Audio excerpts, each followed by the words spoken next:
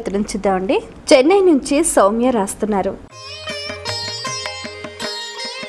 ఆదివారం నాడు మాంసాహారం భుజించకూడదని అంటారెందుకు వివరించండి అంటూ రాస్తున్నారు.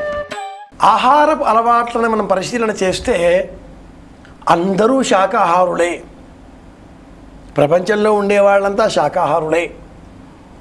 ఎప్పుడో అప్పుడో అడపాదడప వారి వారి మత ధర్మాలకు అనుగుణంగా కోరికలకు అనుసరించి అవకాశాల లభ్యతను పట్టి మాంసాహారం ఎప్పుడైనా స్వీకరిస్తారేమో, కానీ సంవత్సరం అంతా కూడా నిత్య శాకాహారమే తీసుకుంటారు కదా, నిత్య మాంసాహార ఖాతనులు కారు కదా.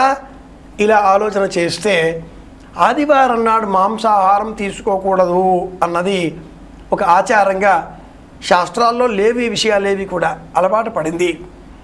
కొంతమంది శనివారం స్వీకరించరు, మరికొంతమంది వారి వారి ఇష్టదైవాలకు ప్రీతికరం అనుకొని సోమవారం నాడు, కొంతమంది గురువారం నాడు, అనేకులు సాయిబాబా భక్తులంతా కూడా గురువారం స్వీకరించరు.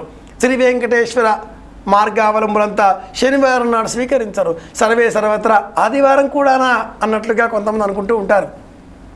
నిజానికి పిల్లలకు బాగా చదువు రావాలి అన్నా, పిల్లలకు సంబంధించి విద్యాబుద్ధులు బాగా అలవడి ఉన్నత శ్రేణిలో ఉత్తీర్ణులు అవుతూ జీవితంలో స్థిరపడాలి అన్నా ఆదివారం నాడు సంపూర్ణమైన శాకాహారం తీసుకోవాలి. బియ్యం అంటే అన్నం తినకుండా ఆదివారం నాడు చపాతీలు, పూరీలు ఇలాంటి పదార్థాలు తీసుకోవాలి. ఆదివారానికి సంబంధించి సూర్యనారాయణమూర్తి ఆధిపత్యం కలిగి ఉంటాడు. నవవ్యాకరణ పండితుడు ఆయన. ఆంజనేయ స్వామి వారికి అఖండమైన వ్యాకరణాన్ని, తర్కశాస్త్రాన్ని, అభ్యసన విద్యను, సునిశ్చితంగా మాట్లాడేటటువంటి శక్తిని సంపూర్ణంగా గురువుగా బోధించాడు. సూర్యనారాయణమూర్తి కంటే ఉత్తముడైన గురువు మరి ఒకరు లేరు అని తెలిసినటువంటి ఆంజనేయుడు పడమటి కొండపై ఒక కాలు, తూర్పు కొండకై ఒక కాలు పెట్టి సూర్యనారాయణమూర్తితో సమానంగా తాను కూడా సంచారం చేస్తూ అంతేవాసిగా ఛాత్రుడిగా విద్యను అభ్యసించాడు అంటుంది పురాణ ప్రపంచం.